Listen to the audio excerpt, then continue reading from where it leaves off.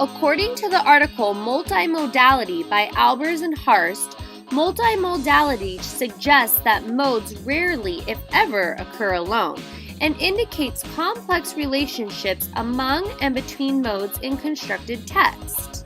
A multimodal approach in teaching acknowledges then that language is only partial, and that many modes are involved in meaning making. Even though one mode may be chosen to represent meaning, such as language, visual, spatial, digital, and so on. Are you confused? Well, you should be. Basically, this means doing things in different ways, including the use of technology and computers. This is the problem that my future students are facing. Multimodality can be an issue for some children, teachers, and parents. They do not all have equal access to technology. There are usually computer labs at school, but students are not always given the time to feel comfortable on them. These days, children are asked to do homework assignments that are submitted online, make videos, create comic books, web pages, PowerPoint presentations, and more. Some of these students do not own computers at home. Some may have computers but may not know how to use them. There can also be issues with technology for some teachers and parents as well. The line of communication in text messages, emails, video games, and more are all different according to the Merchant article about writing in digital age. This form of communicating is confusing if you have never seen it before. Many of them have not grown up with computers, and they may not be able to assist their children or students with their assignments. Some teachers have their line of communication to their students and parents through a web page or email. Some parents do not have the computer or email to access this line of communication.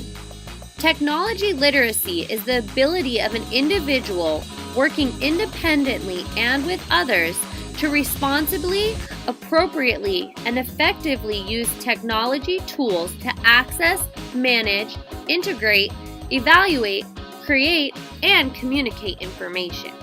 I find it important to have use of computers and technology in the classroom. I was fortunate enough to have a computer at home and a computer lab at school. In order to achieve technology literacy, I have come up with some ideas to solve these technology problems and gaps in the classroom and at home. For children that do not have computers at home, the teachers in schools could allow the students extra time for them to work in the computer labs. This will give the students more experience on the computers and will also allow them to get their assignments done.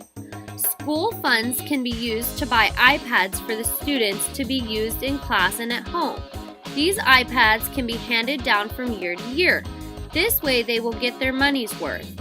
If the school does not have extra funds, a great way to get the school active is to hold fundraisers to raise the money.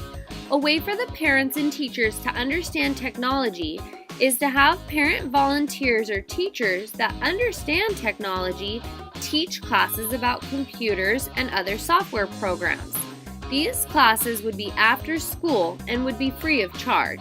These could be held as often as needed, and anyone involved in the school can attend. I think that finding new ways of literacy is a great idea. By closing these technology gaps, children will be able to learn to their fullest.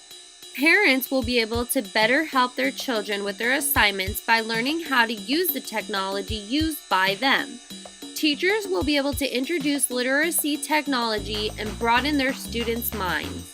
Merchant said that a clearer sense of what is involved in digital literacy would result in teachers and pupils being better prepared for digital futures.